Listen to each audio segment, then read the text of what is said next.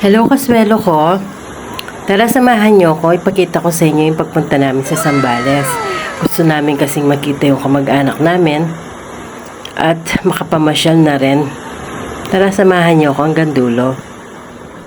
So eto na nga po, nagbiyahe na kami. Medyo na late na nga po kami. 5 o'clock sana yung biyahe namin, kaya lang nagka-abera yung sasakyan. Buti na lang chinek ng asawa ko at pag-check up nga niya ng mga gulong, biglang nasira yung kanyang pito. So at least nasa bahay pa lang kami, doon siya nasira at hindi na kami nasiraan sa daan, at thanks God at sa paggabay niya sa amin. Ito na nga at nagbiyahe kami at dumaan kami sa expressway dito sa May Anlex at napakaganda po ng view. Habang nagbibiyahe ka, kitang-kita mo yung view dito sa may bandang papunta sa Zambales. Nasa Subic pa lang kami at napakaganda po ng mga bundok ng mga tanawin at hindi ka naman maiinip sa ganda ng kapaligiran. At sobrang init po ng pagbiyahe namin ito. At yan na nga po, nakarating na kami ng Olongapo. Makikita nyo, nagtataasan yung mga bahay. Mga buntok-buntok rin po kasi dito, kaya feeling namin is nasa Baguio kami. Nagagandahan yung mga tanawin, napaka-presko at napakataas na mga bahay-bahay. And finally, nakarating na rin po kami dito sa may Subic. And from Subic po, medyo malayo rin po yung bebihin namin. Pupunta po kami sa Iba, Zambales. And from Iba, Zambales, marami pa pong baryo na aming dadaanan. Nadaanan na rin po namin yung San Felipe. And before po kami nakarating na San Felipe, ang dami po naming napuntahan na lugar. Nandiyan po yung San Antonio. And before San Antonio, nadaanan rin po namin yung San Marcelino. At from San Marcelino, nadaanan rin namin yung San Narciso. Dito sa malalapit na lugar na to, napakarami pong magagandang beaches at mga resort. Pero mas pinili po namin pumunta doon sa pupunta namin, which is yung tito namin na matagal na namin hindi nakita. So after ilang decades po, nakapunta uli kami dito para makita namin yung mga kamag-anak namin, yung mga pinsan ko na matagal ko na rin hindi nakikita. Finally, makikita na rin kami. Shoutout sa pinsan ko, siya yung nagsundo sa amin, si Ate Victoria. Tagal na rin kasi akong hindi nakapunta dito, kaya hindi ko na matandaan yung lugar. At napakarami na rin palang mga bahay-bahay dito, hindi katulad nung dati, konti pa lang. At yan na nga po, best po pala sa kanila lugar at the same time binyag na rin, kaya dito kami pinapunta. And finally, nagkita na rin kami ng uncle ko na matagal ko nang di nakikita, kapatid siya ng mama ko.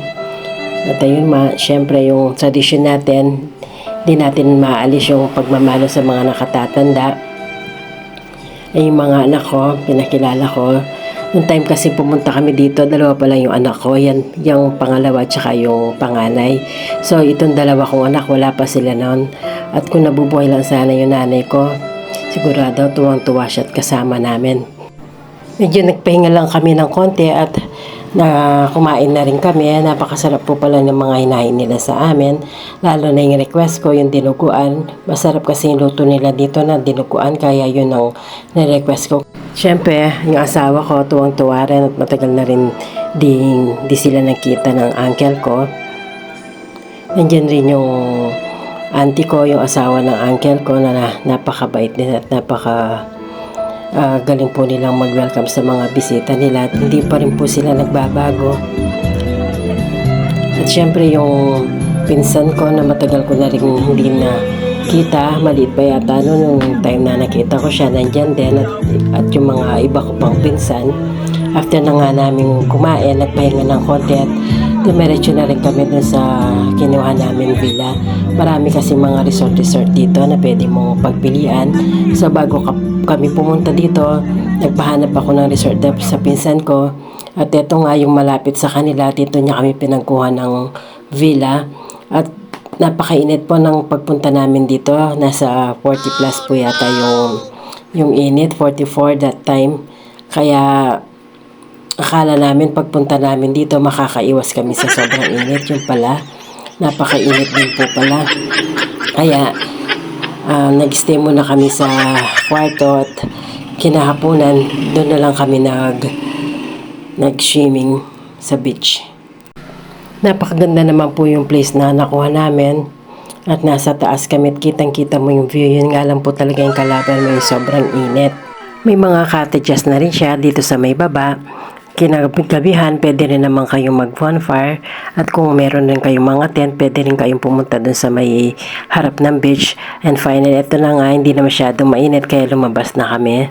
Kasama ni mga anak ko, ito yung girlfriend ng anak ko, kabanding ko, para ko na rin anak. Kami lang dalawa kasi babae. So, talagang magkasundo kami, lalo na sa pagpapapicture.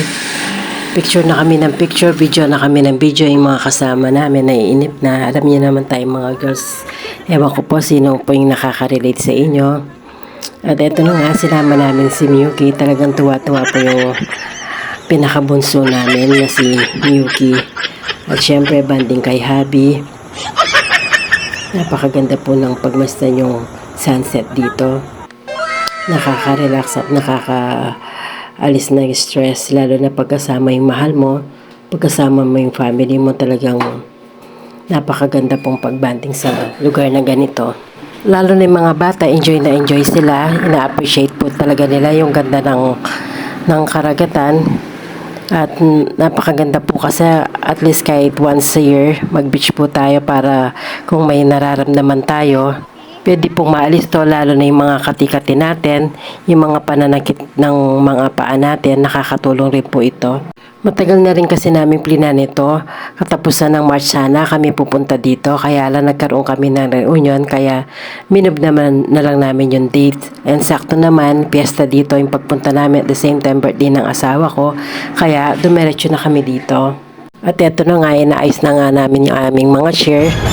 Tag-isa-isa kami ng chair na bili namin pala yan sa Shopee at Lazada, at yung iba naman sa TikTok. Ilalagay ko na lang po yung sa comment section sa mga gustong mag-order. At nung manggagabi na nga, bumalik na rin kami sa aming resort. Pinuntahan nga pala kami ng aking pinsan para pagdala ng food na makakain, at niyayaya kami dumiretso sa plaza para makapanood ng mga palabas doon.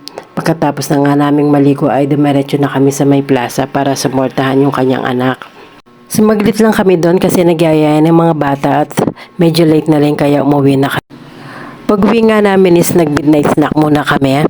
Kasama ng mga bata, nagkwentuhan at uminom na rin ng wine para masarap naman yung tulog namin. Napakasarap talaga yung pagkakataon na ganito, lalo na kung kumpleto kayo. Maganda rin na i-record mo yung mga moment na ganito para at least pagdating ng araw may babalik-balikan kayo, lalo ni mga anak nyo, maliit pa sila, at pag tanda nila, ito na lang ang magsisilbing alaala sa kanila kung sakaling wala na kami. Tulad din naman namin, katulad ng iba na pangarap is makapagtapos ng pag-aaral yung mga anak, mabigyan ng magandang buhay at maging mabuting tao. Kahit habang malakas pa, gusto namin ibigay sa kanila yung kailangan nila at gusto namin ipadama sa kanila kung gaano sila kahalaga sa amin. Maaga na rin pala tayong nagising para magluto ng almusal. At eto nga yung bubungad sa inyo yung magandang view ng karagatan dito sa harap ng aming villa. Kitang-kita may mga taong naglalakad at meron din palang natulog dito sa may dagat. Sobrang init siguro, dito na rin sila humiga. At maaga rin palang nagising mga anak ko para maglakad-lakad na rin dito sa may dagat. Although maaga pa, so hindi pa gaanong mainit. Kaya sinamantalan natin yung pagkakataon habang sila'y busy sa panguha ng mga spider crab at iba pang mga shells dito sa dagat. Kasama na si Miyuki. Nagluto na rin tayo para pagkatapos nilang lakad-lakad dito, nakaprepare na yung ating almusal. Ito na nga yung niluto natin. Nagluto tayo ng itlog, nagluto tayo ng luncheon meat, ng corned beef, ng fish, ng itlog.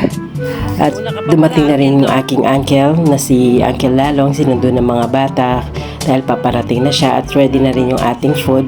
At eto na nga, dumating na rin yung mga pinsan ko. Nagdala sila ng pansit na napakasarap. Salamat sa pinsan ko, si Ate Victoria. At pinagsuluhan namin ang ating mga niluto. At least nakapagbanting kami bago man lang kami umalis. At eto si uncle ko. Since matagal kaming hindi nakita, nagkwentuhan habang kumakain. Kasama yung mga pinsan ko, nagkwentuhan habang kumakain na din. At pagkatapos nga pala namin kumain, nagpaalam na rin kami na aalis na kami. So nag-change yung plan namin, which is dapat hanggang hapon pa kami. Sa sobrang init po, hindi na kami makakatagal pa dito. Kasi kahit nasa kwarto ka, naka-aircon, mainit pa rin po talaga. So after namin pinibigay yung mga pasulubong namin sa kanila at yung binigay namin kay Uncle, nagpa-picture-picture muna tayo para may remembrance. Super thankful din kami sa Uncle at mga pinsan namin sa mga pinadilalang pasalubong. Yung mangga na napakatamis, pati na rin yung isda na pinadala na sa amin. Ang sarap po talaga pag isdang dagat. After 3 years, malamang babalik kami dito para naman i-celebrate yung 80th birthday ng uncle ko. Sana po nagustuhan yung aking video. Kung nagustuhan nyo, please like, follow, and share. Thanks for watching. Have a good day.